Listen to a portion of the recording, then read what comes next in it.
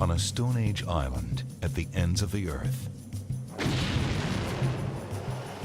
is an astonishing superstructure whose very existence defies imagination.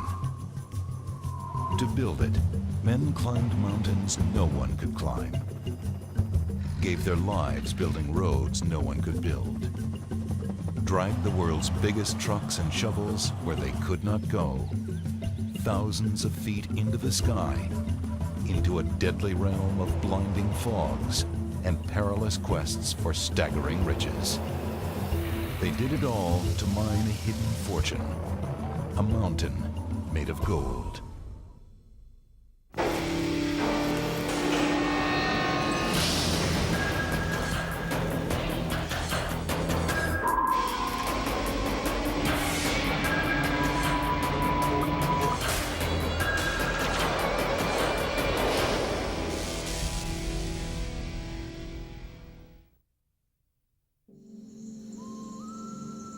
In our age of satellites, cell phones, and cyberspace, there are still a few hidden places left on Earth. One of them is Irian Jaya.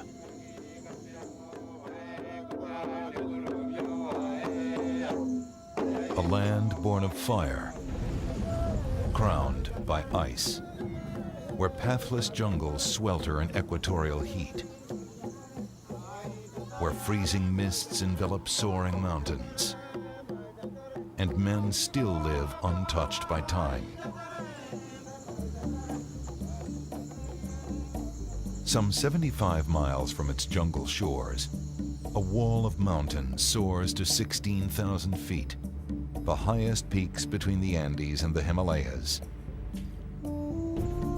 Atop them gleams a natural wonder, magnificent glaciers spawned by the Ice Age some 15,000 years ago, only 5 degrees south of the equator.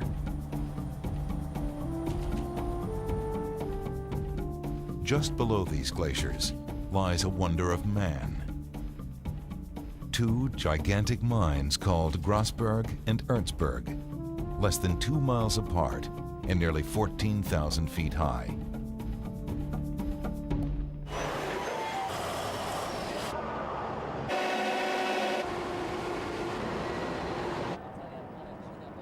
Before it's exhausted, this megamine may yield more gold than the entire California gold rush.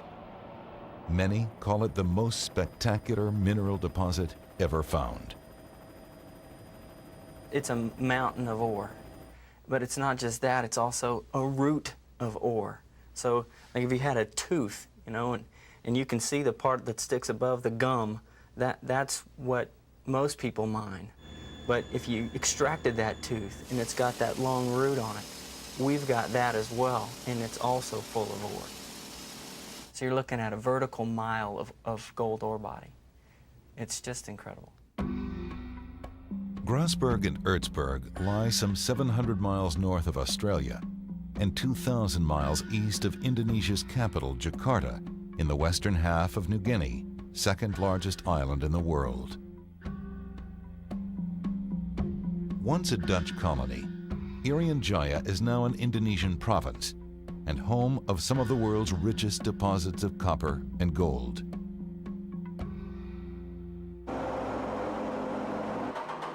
But Irian Jaya is not surrendering its treasures without a fight.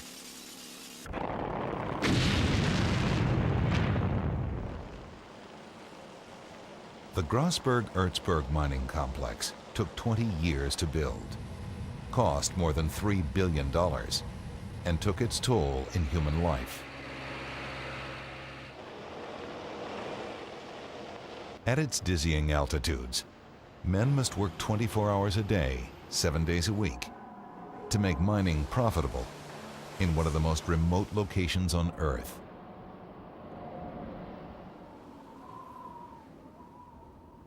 The tough part about this is that Mother Nature implanted this wonderful ore body at 13,000 feet. When she said, come get it, and we had to go get it. When you go up there to try to explain it to somebody, the best way is that you're going to walk away with your mouth open. You're going to be agog. people are going to say, how in the world did you do that? This incredible story begins with one man, a Dutch geologist named Jean-Jacques DOZY. In 1993, aged 84, he returned to visit the mine his courage made possible. In 1936, 27-year-old DOZY vowed to be the first man to reach Irian-Jaya's tropical glaciers. It seemed a reckless boast. Europeans had been launching expeditions to Irian-Jaya's hinterland for 300 years. None had broken through the deadly labyrinth of jungle between the mountains and the sea. The only way to make your way inland is by river. Now, the problem with the rivers is that you don't know where the rivers are leading. This was a problem with the very first expeditions that came to this area that tried to reach the glaciers that took the wrong river. They spent a year and a half trying to get to the glacier just because they took the wrong river. It seemed unlikely that DOZY would succeed where so many others had failed. But DOZY possessed a recent 20th century invention, which lifted him over the jungle and showed him the way to go. DOZY had the advantage of knowing what the terrain looked like from the air. Once you knew the terrain, once you knew which river to take, once you knew what the lay of the land fairly well, you could move a lot faster. On October 29, 1936, DOZY, 2 friends, and 8 porters started up the Iqua River. They paddled to where the mountains began and started walking.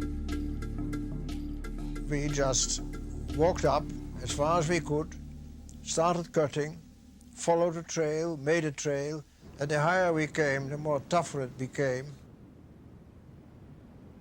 After a while, they didn't know where they were anymore because they had aerial photographs up to a point, but then the jungle gets pretty steep and you're not quite sure how far you have to go. Exhausted as he was, the geologist DOZY took time to sketch a peculiar rock formation. You had a black rock wall, a black mountain with green and blue large specks on it. And well, being a geologist, I of course recognized that there should be some copper into that rock, but at that moment I had to go on. DOZY had no way of knowing how right he was. In fact, he had stumbled upon one of the greatest geological discoveries of all time.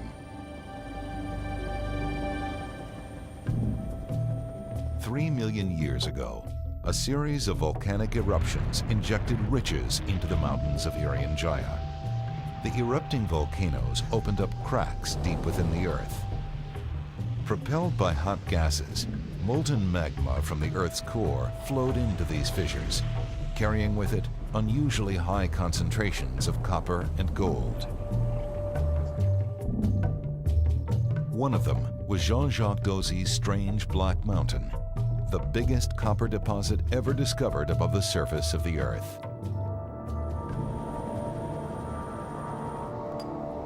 DOZY collected a few ore samples from the curious copper mountain.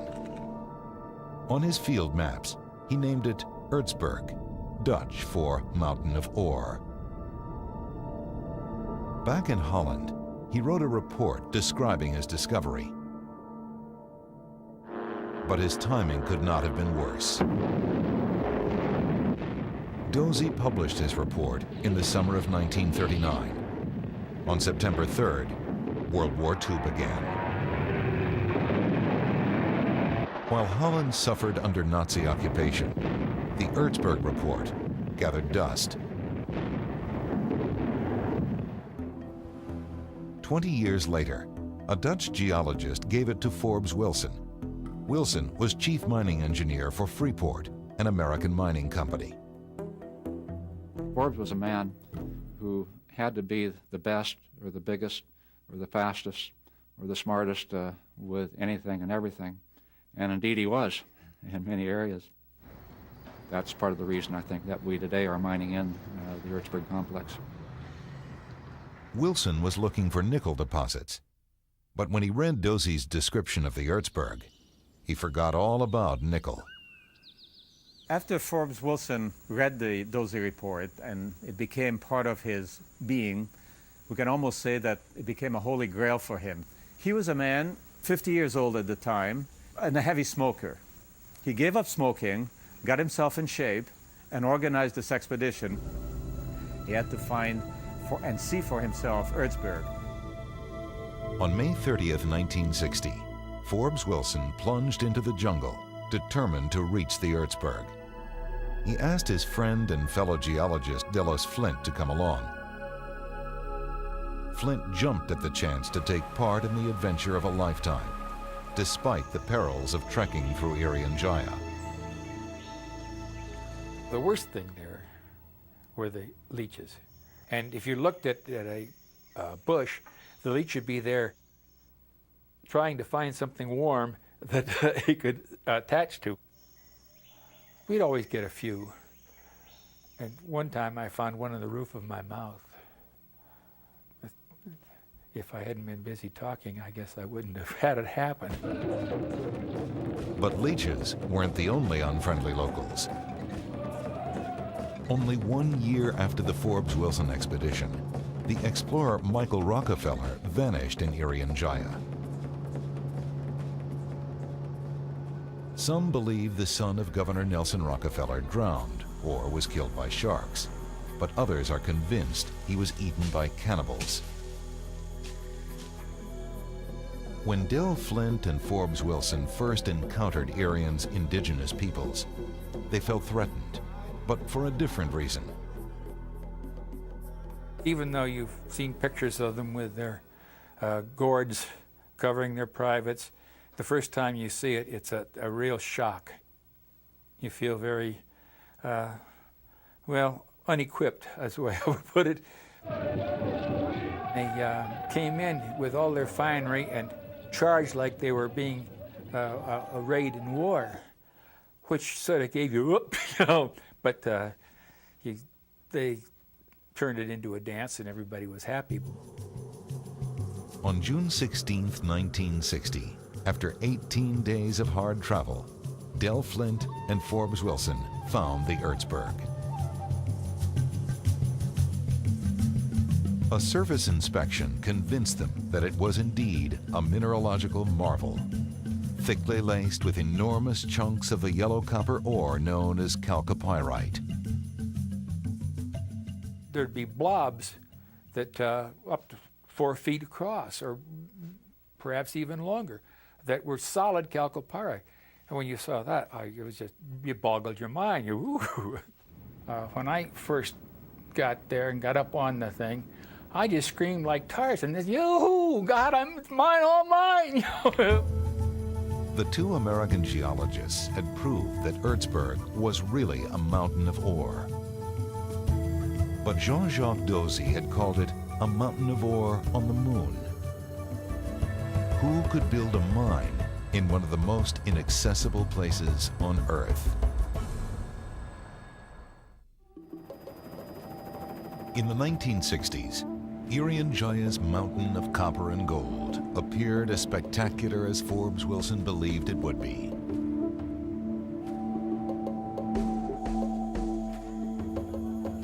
Rock samples from Erzberg had one of the highest copper contents ever found. Yet no matter how rich it was, Erzberg was virtually impossible to reach. But on April 5th, 1967, with authorization from the Indonesian government, Freeport decided to try. To build its mine, Freeport hired Bechtel, a California engineering firm with a reputation for building things in places no one else could. But even Bechtel's engineers were stunned by Irian Jaya. To even reach Erzberg, engineers would have to build a 75-mile road through some of the toughest terrain on Earth. First, through the labyrinth of mangrove swamps hugging the coast. Then, through the seemingly impenetrable jungles of the lowlands. And finally, over mountains that rose like walls up to 16,000 feet high. They had no airport, no seaport, and no place for helicopters to land. Well, the first thing was to build a dock area and to put in a road. Well, both the dock area in the mangroves and the beginning of the road, you had to drop everything down from helicopters. You had to drop people down from helicopters to saw off trees to make platforms where the choppers could land to bring in supplies.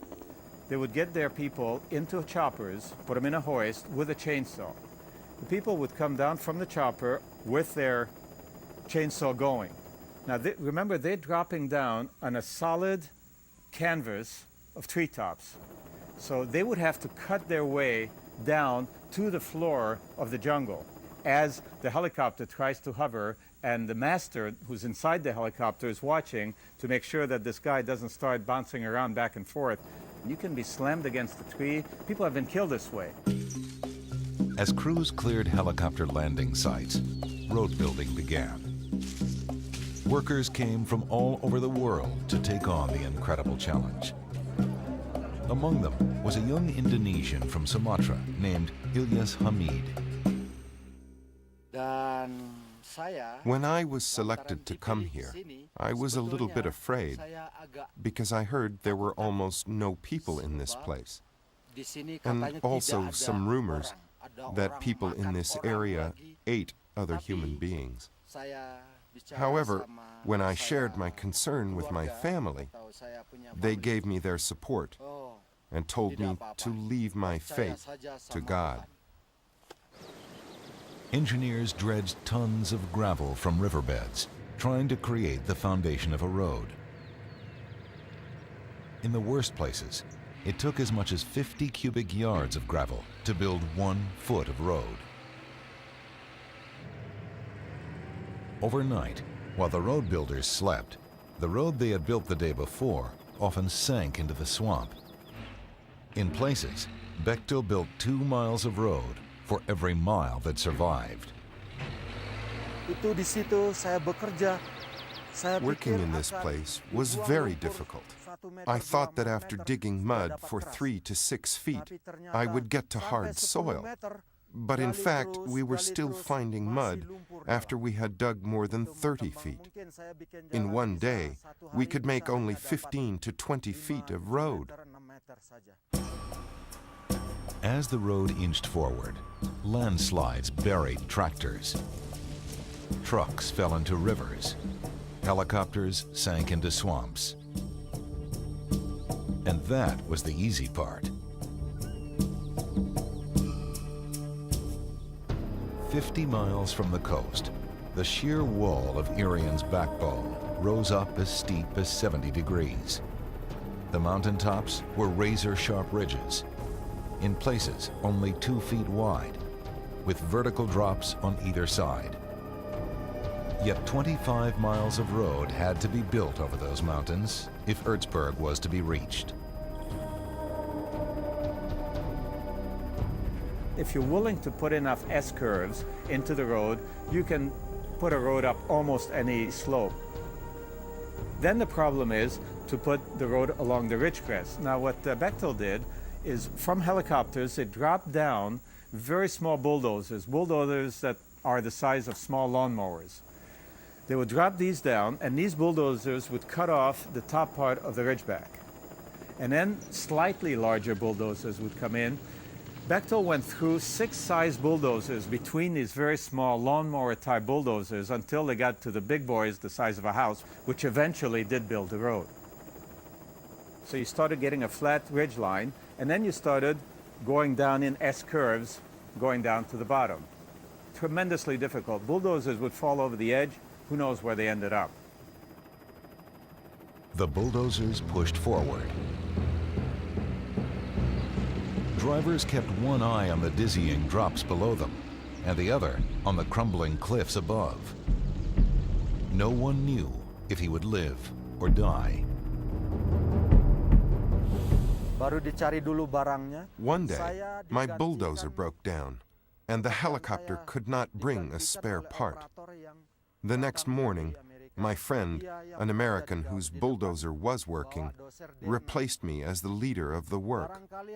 After only half an hour, the land he was working on collapsed, and his bulldozer slid down into a canyon. As he fell, a tree branch speared him right through the chest and killed him. By 1971, after nearly 4 years, victory seemed in sight. But 7 miles short of Erzberg, the road builders ran into a towering 2,000-foot cliff. Bechtel's engineers had an ingenious solution. A helicopter carried a 9,000-foot-long nylon rope to a platform at the future mine. With this bolted in place, workers hoisted up ever thicker ropes until the line was strong enough to hold steel cables as thick as a man's arm.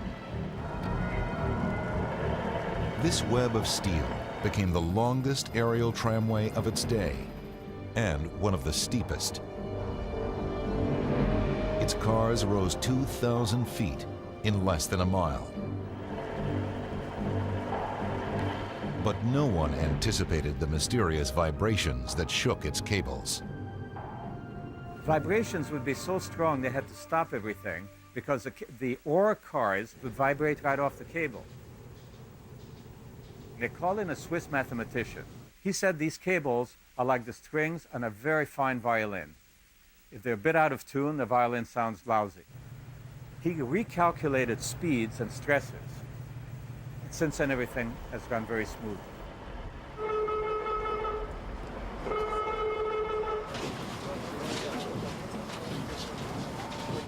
With the tram in place, Freeport could lift men and equipment all the way to the mine entrance. At the tramway's base, Bechtel built mine offices and an ore processing mill. After 5 years of battling Irian-Jaya, the Erzberg mine was ready for operation at a cost of over $1 billion. But engineers had to solve another problem. How were they going to get thousands of tons of ore down the mountain?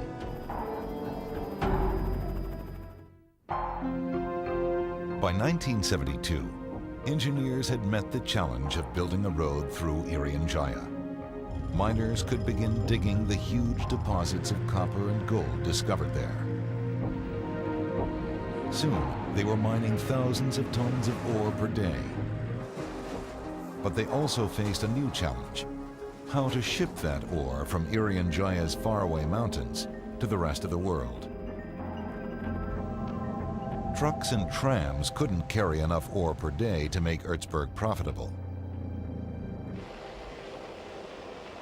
Engineers came up with a simple solution to moving the ore. Let it fall.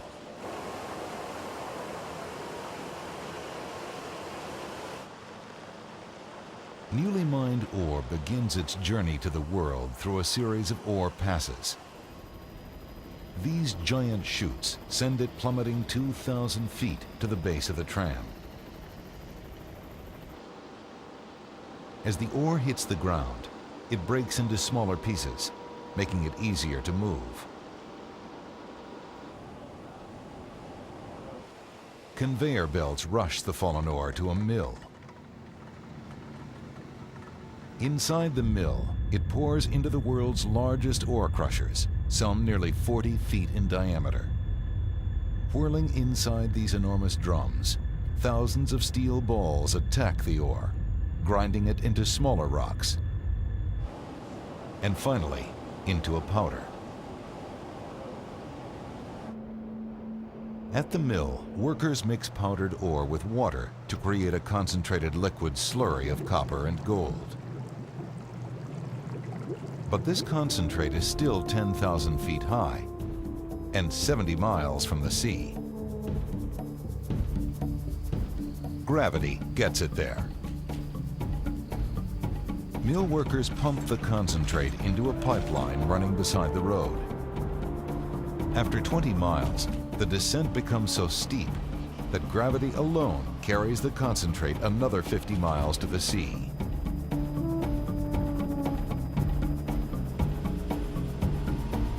Piled in barns by the ocean, awaiting shipment to smelters around the world. The product of hundreds of millions of dollars and years of hazardous work looks like nothing but a huge pile of dirt. But in fact, it's pay dirt. When it's smelted, each ton yields nearly 700 pounds of copper, 30 grams of gold, and another 30 grams of silver.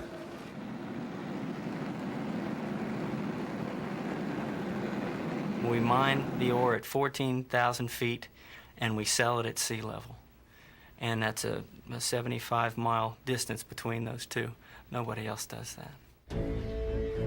In December 1972, the first ship loaded with ore from the Ertsberg mine sailed from Irian-Jaya. By the 1980s, Ertsberg was a huge open-pit mine. The ancient glacial meadow sketched by Jean-Jacques DOZY echoed with the sounds of one of the world's most ambitious mining operations. But Freeport knew that big as it was, Ertsberg wouldn't last forever. The company sent geologists deep into the surrounding mountains to search for an even bigger body of ore, a mother lode that would make mining in Irian-Jaya profitable long after Ertsberg had played out.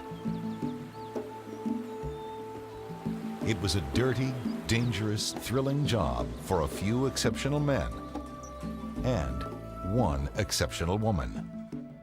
We spent many times really running for the helicopter. You'd be just exhausted and you'd just get in and almost collapse, but it was either that or spend the night, and it was very cold up there at night. In the early 1970s, Frank Nelson was one of the first geologists to explore the wilds of Irian-Jaya. Working with him was his wife Eleanor, also a geologist. Our first chore really was developing a map, first topographic and at the same time geologic. We had one camera that we mounted below the helicopter that Frank would work on a remote control, and I took handheld pictures out the door of the helicopter. Just open the door and point the camera out. And sort of surprise our drillers sometimes. They'd say, who in hell is that up there? And Ellie'd be sitting there at the edge of the seat with her feet off the edge and shooting straight down and trying to get a montage, a mosaic of the area. And even these big, rough, tough Maori drillers, they were impressed by that. So that is one cool woman. People were not familiar with the natives, and we were lucky enough to have more direct day-by-day contact with them. And you got to really like them. A lot of people feared them. They looked pretty dramatic, I mean, with painted faces and, you know, bones in the nose and bows and arrows, and they were, you know, ominous looking. But actually, when you got to know them, they had a great sense of humor. We used to ask them for the fun of it, and they always would say, well, not us, but over in the other canyon, those fellas, yeah, they makan orang, you know, they eat people. And they go over there and say, oh, not us, but those fellas had. By the 1980s, the Ertsberg open-pit mine was no longer profitable and was shut down. But by then, Frank and Eleanor Nelson and other geologists had discovered huge underground copper deposits nearby. It was a rich find, but it wasn't the mother lode Freeport had been searching for. In fact, in the mid-1980s, Freeport almost quit mining in Irian-Jaya as a new technology threatened to destroy the world demand for copper. Fiber optic cable was revolutionizing world telephone systems. Many believed it would soon make copper telephone wire obsolete. But in 1984, a new chief executive took over at Freeport. James Robert Moffat was a field geologist who'd spent years exploring for oil and minerals. He wasn't ready to give up on Irian-Jaya. He believed in the mother lode. I looked at New Guinea and saw Papua New Guinea with hundreds of mines that had been explored over the last 150 years, and Irian Jaya with basically the small Ertsberg mine. And it's what we call state line geology. It happens all the time. Just because this terrain was so horrible in terms of trying to explore it, and people quit at the Papua New Guinea border, and they began to tell themselves that this state line really was some sort of a geologic boundary. Well, that's ridiculous. Geology doesn't know political boundaries, and it never has and it never will. Moffat was convinced there was more gold in Irian Jaya's primeval hills. He told his geologists to find it. As it happened, a Freeport geologist in Irian Jaya had been thinking about gold and staring at a mountain called GRASBERG, less than 2 miles from the Ertsberg mine.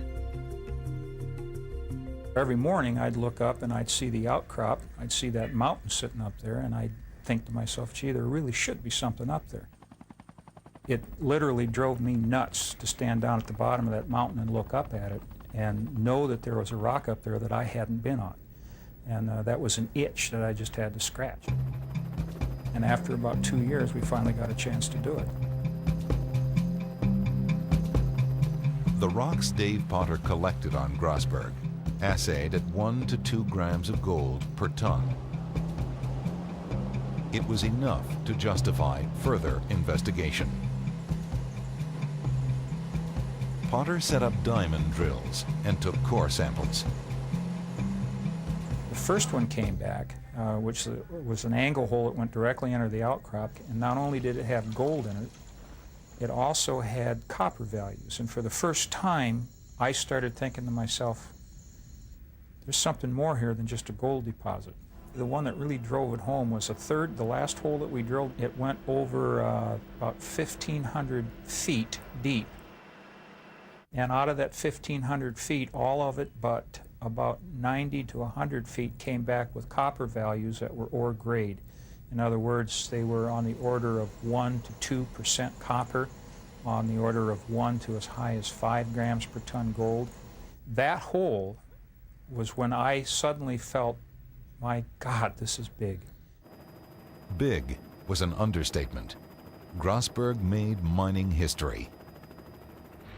Dave Potter's hunch led Freeport to 1 billion tons of ore, the biggest gold deposit and the 3rd biggest copper deposit ever found. Give Mr. Moffat the credit for maintaining the property when he could have taken probably $75 million for it in the early 80s and walked away clean. You know, now GRASBERG itself in the ground is worth over $40 billion. 75 million, 40 billion, good choice.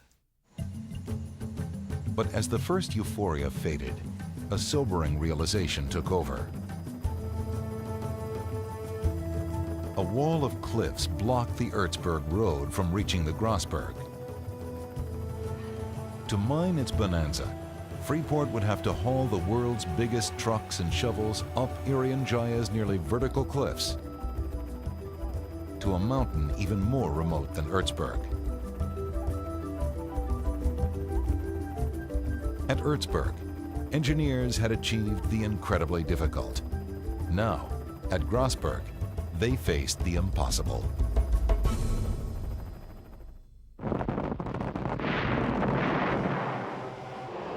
GRASBERG is the world's richest gold mine. It's also one of the most productive and cost-efficient.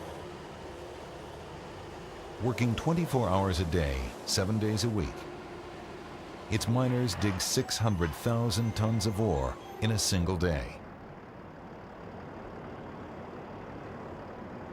To dig this staggering amount of ore, they must use the world's biggest mining equipment. Gigantic Bucyrus electric shovels, picking up 80 tons of ore in a single scoop. And the Komatsu 930, the Leviathan of ore trucks, carrying over 300 tons in a single load. Other mines use this colossal equipment, but none has faced the task of transporting it up sheer cliffs in a remote and primitive land to a mountain peak nearly 14,000 feet high. In the 1980s, this seemed impossible. The Ertsberg tramway can carry only 15 tons. A single Komatsu ore truck weighs over 200 tons. Towering cliffs blocked the Ertsberg road from reaching the GRASBERG site. In the late 1980s, the GRASBERG miners faced this daunting challenge and won. This is the H.E.A.T road. H.E.A.T stands for Heavy Equipment Access Trail. The H.E.A.T road is unlike any other highway ever built. The H.E.A.T road begins at an elevation of about 8,000 feet and traverses up the mountainside for about 7 miles and comes out at about 13,500 feet. Some of the grades are in excess of 22 to 30%. Branching off from the main road just below the GRASBERG, the H.E.A.T road zigzags straight uphill into the clouds until it reaches the mine, Freeport's stairway to heaven. The largest single contributing factor to this mine is the H.E.A.T road. If we didn't have the H.E.A.T road, GRASBERG mine would not today be moving 600,000 tons a day. Over this nightmare of a road, colossal trucks and shovels must be brought up piece by piece, like this ore truck chassis weighing 40 tons.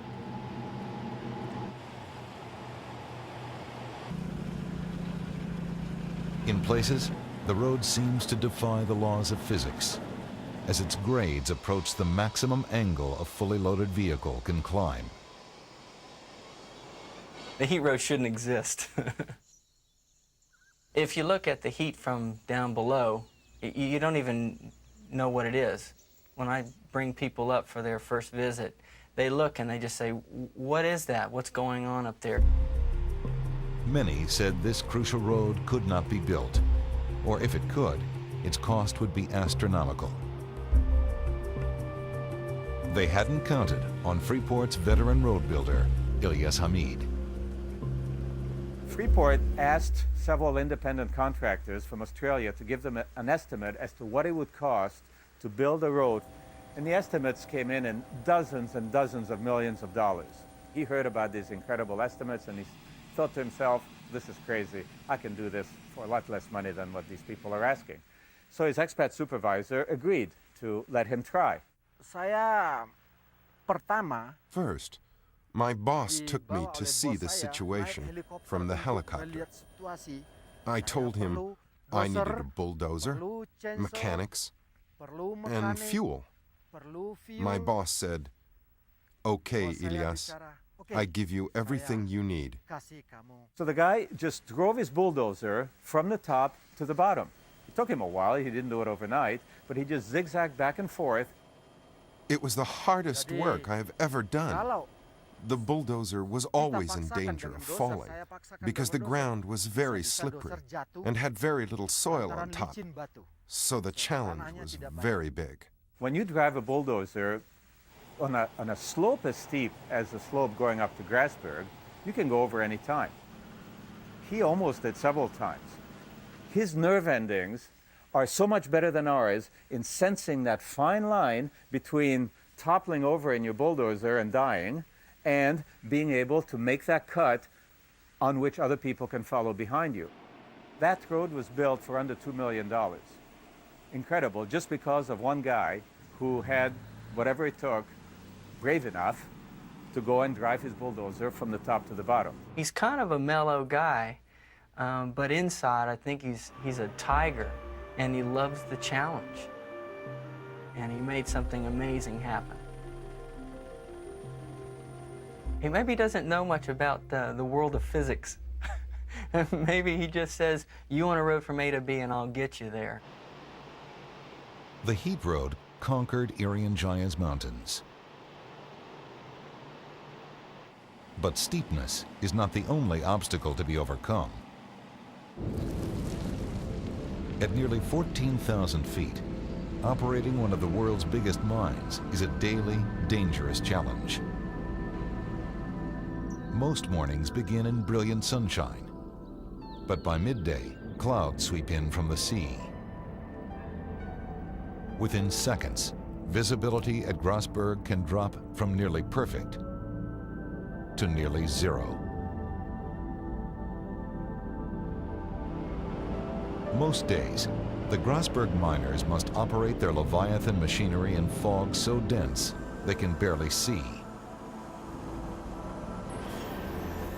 The 200-ton Komatsu ore trucks, with their tires as tall as a house, could squash a smaller vehicle flat without stopping.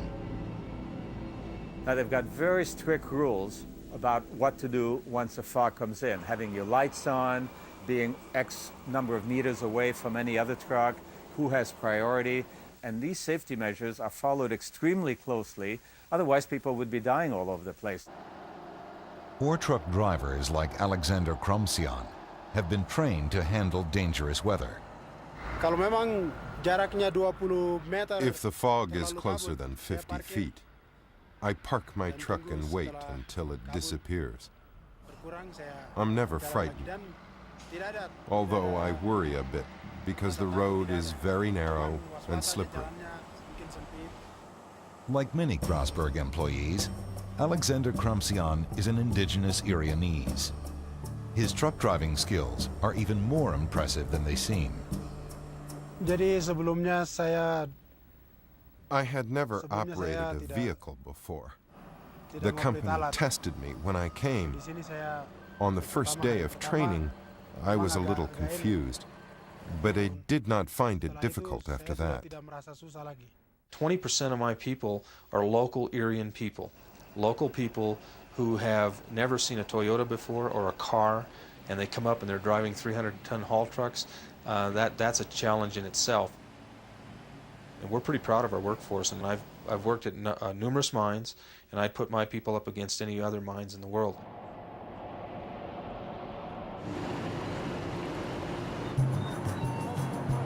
GRASBERG's miners won't be stopping work anytime soon.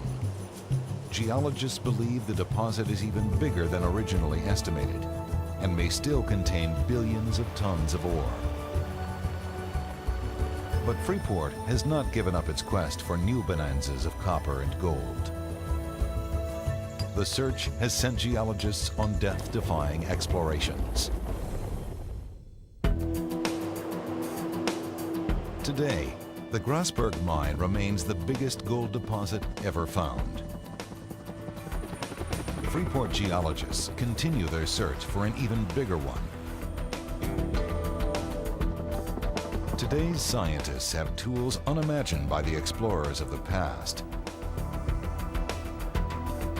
They pore over magnetic imagery and high-resolution satellite photography, zeroing in on potential ore bodies they call hotspots without leaving the comfort and safety of their lab. But someone's got to evaluate those hotspots. And the only way to do that is the old-fashioned way.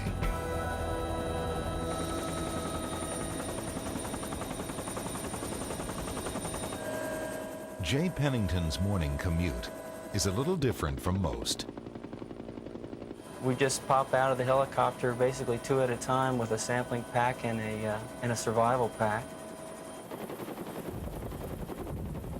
And then we're 1 at a time down the hoist, say from 100, 120 feet, so like a 12-story building. The first time I was lowered out of a helicopter, it was extremely invigorating, and it was scary, and it was fun all at the same time. You got to have ultimate faith in your pilot, the hoist master, who's going to have your life on the line there for about 90 seconds, and then the people that maintain the equipment, both the hoist and the helicopter. So you get through that, and let's face it, you can't do the work without that confidence. As soon as you have that, the rest of it can be as fun as you want. Exploration geologists like Jay Pennington are the front line of Freeport's search for the next GRASBERG. That's good stuff. Despite all the high-tech science that leads him to a hotspot, Jay works with tools any California 49er would recognize. 8 hours a day, he pans for gold like an Old West prospector in some of the last true wilderness on Earth. A lot of the times when you hit the ground, you gotta feel that no Westerner, no non-native has ever been where you are at that moment right there. So you have the potential to stumble over a 50-ounce nugget of gold, and just as easily as you can step on a rare poisonous snake. When Jay finishes sampling one hotspot, he radios for the helicopter to pick him up and take him to another one. But when a helicopter leaves Jay in the jungle, there's no guarantee it can return. You can't fly if you can't see. I mean, you don't play mountain tag with a helicopter. It's not advisable. There have been times when you wind up in a sandwich of clouds. Okay, either one can get you from the top down or from the bottom up. And if you get a helicopter stuck in that sandwich, you're asking for real trouble. And then I'm there for the night, and that's happened a lot. When you're stuck out there, it's miserable.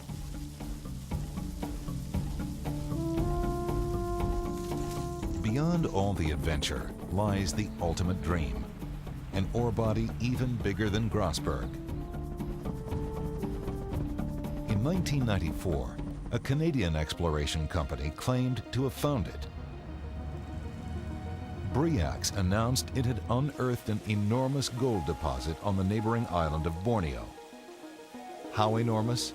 200 million ounces of gold, worth $70 billion. As BRIAX stock skyrocketed, the Indonesian government asked Freeport to develop the Borneo Bonanza.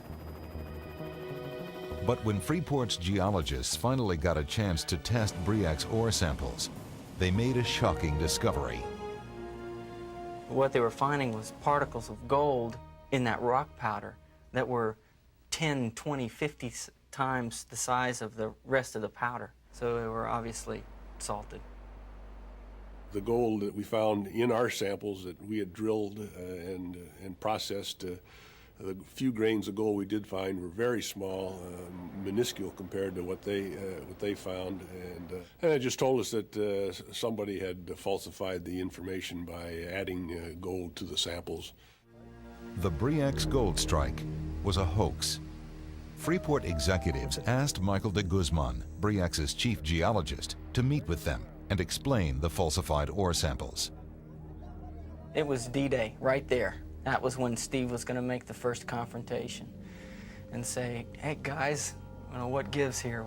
We don't think you're on the level. And he never turned up for the meeting and never turned up after that anywhere. We had a message from Jakarta coming in where they had heard that de Guzman had disappeared out of a helicopter, and he was the only person in the back seat of the helicopter and supposedly opened the door and jumped out. Indonesian authorities claim to have found de Guzman's body and ruled his death a suicide. But some believe the case is not closed. You know, the whole thing about his remains and how they were identified, it's all very questionable. I kind of feel like he's probably hanging out in the Philippines somewhere, enjoying his money. Despite the BRIAX hoax, Freeport continues looking for another Grasberg, a geological holy grail hidden in the mountains of Irian Jaya.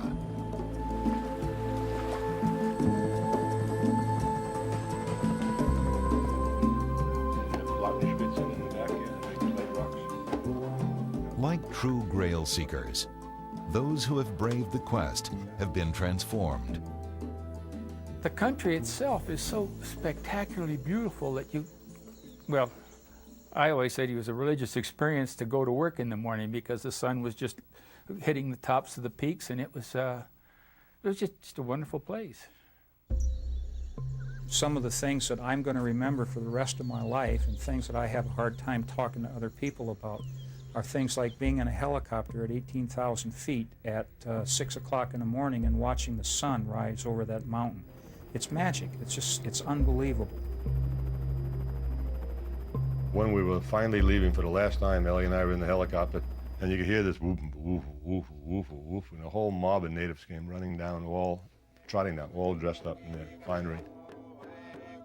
They're saying, "Well, you'll be back, boss, huh? You'll be back." And I thought we couldn't look at each other. We were both choked up on the way down, you know, knowing that was one of the best parts of your life is finished then.